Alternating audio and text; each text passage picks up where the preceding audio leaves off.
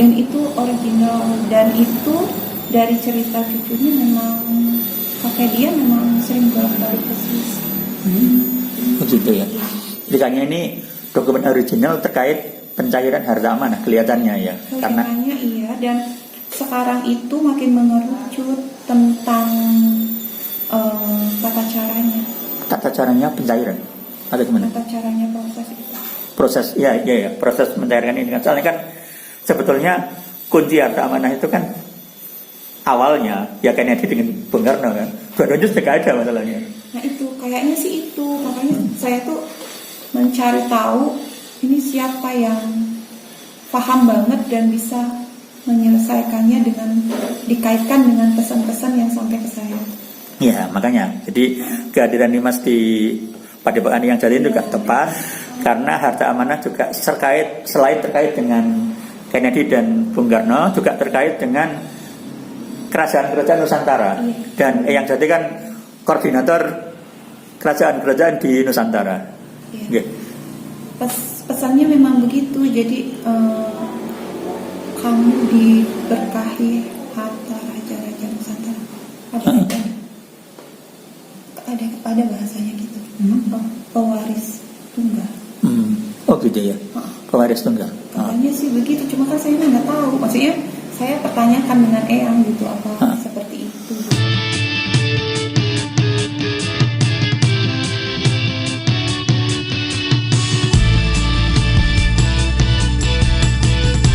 Oh ya, berarti ada kemungkinan Eyang di Jogja itu kan dokumen dari John F. Kennedy ya. Jangan-jangan itu juga Eyang itu juga dekat dengan Soekarno karena hubungan antara Bung Karno dengan John F. Kennedy keterkaitan dengan harta amanah ini sangat dekat.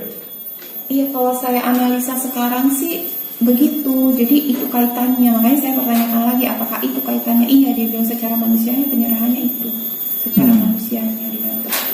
Memang saya pertanyakan dengan cucunya yang teman saya, dia bilang kakek saya itu sahabatnya Soekarno, Terapat Jajaran. Terapat Jajaran sahabatnya Soekarno. Oh iya.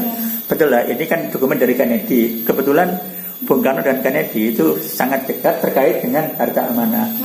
Dan justru itulah orang-orang yang tidak suka akhirnya John F. Kennedy dibunuh, Bung Karno disingkirkan. Yang jadi banyak komentar itu nanti bisa nyusul ini. Ya, penjelasannya juga seperti itu karena saya komplain kenapa sih seperti ini saya diperlakukan. Leluhur menjelaskan seperti itu. Kamu tahu kenapa John F. Kennedy dibunuh? Karena ini urusannya dengan nyawa, makanya kamu disembunyikan. Iya, termasuk karena Bung Karno juga tahu, maka Bung Karno juga disingkirkan dari politik. Ya. Kalau dipelajarin sih kayaknya harus sih. Dan itu dokumennya pernah dilihatkan ke Mas ya. Sudah lihat. Dan itu original, dan itu dari cerita cucunya memang kakek dia memang sering bolak-balik ke Swiss. Begitu ya. Jadi kayaknya ini dokumen original terkait pencairan harta amanah kelihatannya ya. Kelihatannya iya, dan sekarang itu makin mengerucut tentang tata caranya. Tata caranya pencairan atau gimana? Tata caranya proses itu. Proses ya proses pencairan ini kan soalnya kan sebetulnya kunci harta amanah itu kan awalnya ya Kennedy dengan Bung Karno kan. Dua-duanya sudah ada masalahnya. Nah itu kayaknya sih itu, makanya saya tuh mencari tahu ini siapa yang paham banget dan bisa menyelesaikannya dengan dikaitkan dengan pesan-pesan yang sampai ke saya. Ya makanya jadi kehadiran Dimas di Padepokan yang Jati juga tepat karena harta amanah juga selain terkait dengan Kennedy dan Bung Karno juga terkait dengan kerajaan-kerajaan Nusantara. Dan yang Jati kan koordinator kerajaan-kerajaan di Nusantara.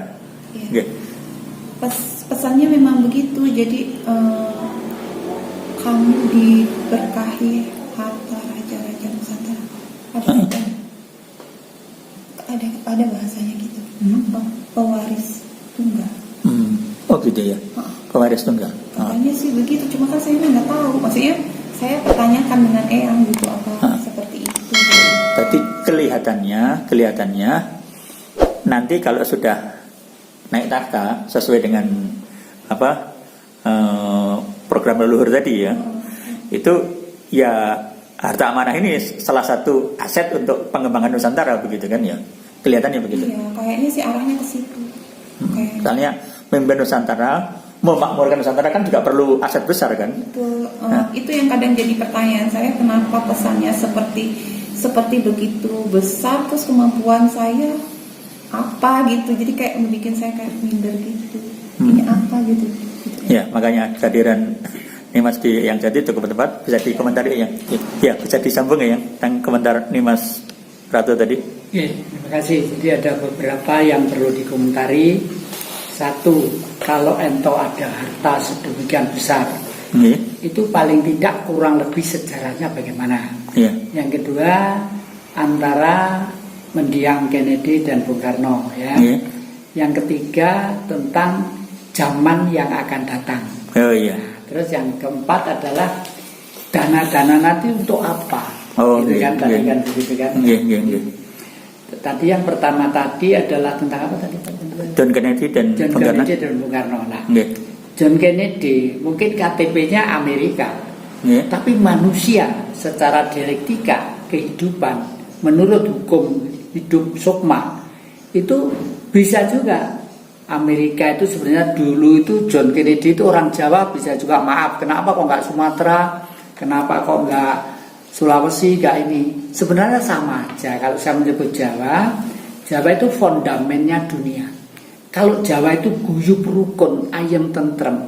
Indonesia itu utuh, dunia itu juga ayem tentrem gitu ya. Oleh karena itu dua-duanya itu termasuk salah satu sosok yang harus menyatu kembali. Entah zaman Mojopahit, zaman Singosari, zaman Jajaran apa, kita tidak tahu ya sampai zaman. Tapi saya sangat yakin itu. Demikian juga tentang demikian juga tentang siapa itu Osama bin Laden itu ya. Joe Biden. Tentang sebelum yang gantian itu siapa yang hitam itu? Obama ya. Obama itu orangnya kan bukan seperti orang Amerika ya. Pribadinya dulu harusnya cara berpikir, pergaulannya. Nah,